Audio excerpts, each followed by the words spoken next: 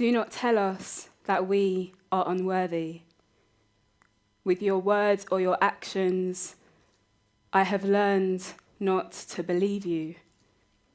I am choosing not to believe you. I will move to my own heart's beat. I am taking comfort in my mind's own whisper. I'm finding safety in my soul's own song.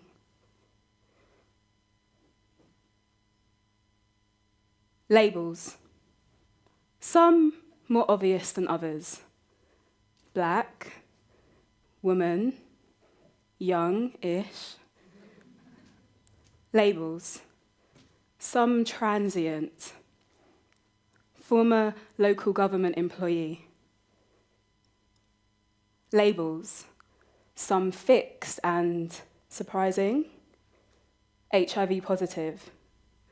Some more obvious than others. Some come as a surprise once they're revealed, but labels, they typically have some things in common.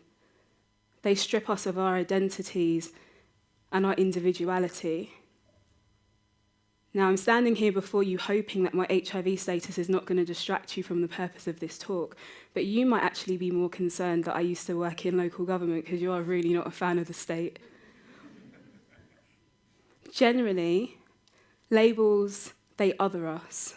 They marginalise us. They put us over there, anywhere but here. And it's a result of the stereotypes that are tied to the stigmas. Stigma is society saying that a group of people, well, they're no more than their health diagnosis.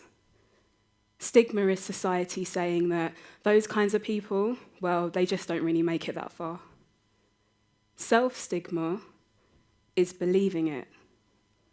It's taking those internal stereotypes and internalizing them as truth. And the result can be something that sits heavy within us. It traps us, has us living in fear of speaking our own truths. And it's limiting our potential. In the various roles that I've had in advocacy, personal development, and employment support, I've seen self-stigma present itself in different ways. I've seen self-stigma prevent people from taking their medication because it just reminds them too much of their health diagnosis. I've seen self-stigma prevent people from speaking up because they just don't think their voice deserves to be heard. I've even seen self-stigma have people believing that they're not deserving of loving and respectful relationships. And it doesn't exist in a vacuum. It exists because of those external messages that we receive externally. But the way that the world is currently turning, we could be waiting a long time for the world to perceive them differently. And why should we wait? Why should we wait for the world to catch up? What if we could take some steps now so that we can unlearn those stereotypes, so that those messages don't vibrate so forcefully and violently through our beings, denying us of our potential and denying us of our humanity? Overcoming self-stigma starts from a place of self-care. Overcoming self-stigma is self-care. I'm going to give you a heads up now. This isn't going to be one of those sorts of talks where I dig into my trauma. That narrative has been sold and pushed for quite a long time, and it has people like me, people living with HIV, having to battle against 20 to 30 years of misinformation and half-truths. So it's not going to be one of those sort of talks, because I can't wait for you to catch up. Stigma, it's ultimately pinned in stereotypes. So step one for me, recognizing my humanity that the stereotypes had taken, was to unlearn those stereotypes, stripping away the sensational news. Living with HIV ultimately means that my immune system isn't as strong as some of you in the room, which means I'm more likely to catch a cold. But because I take medicine, my immune system is as strong as most of you in the room, and it might actually be stronger. Now, it's not a competition, but it's an interesting reality.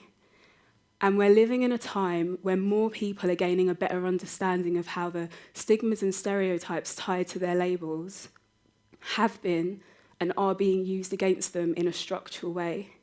And with that knowledge, more groups of people are unlearning that self-stigma. And some of us are using that knowledge to tackle the source, the external stigma, whenever we're unexpectedly confronted. Now, a few years ago, when I was an undergrad, I visited my student doctor who said, and I quote, "I'm not sure if you can do this job with your condition." Now, at the time, I was a bartender, and at that time, there were 5 jobs that I couldn't do under UK law. Now there's 1. The law took a long time to catch up to. But at no time, whether 5 or 1, did it ever state that I couldn't serve a lager shandy in my local student bar. So I explained this to the doctor in a less facetious way.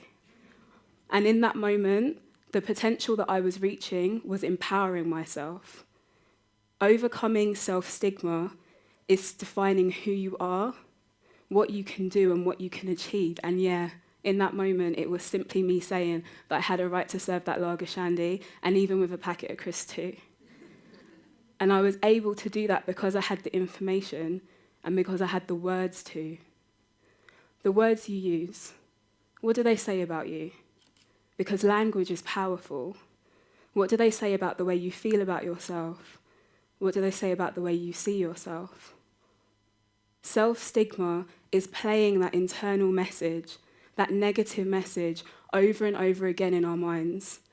And we can get so good at playing it that we don't even need society's external tune to keep it going. And sometimes that external tune, it changes, and we're still singing to the old beat. And it can present itself in different ways. It's constantly apologizing for taking up space, always apologizing for speaking.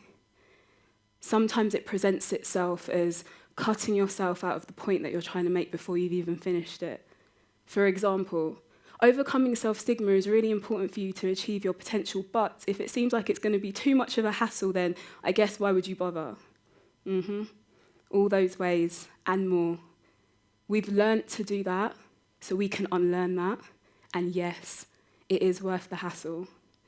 Because the words you use, the messages you use, you're receiving the same messages.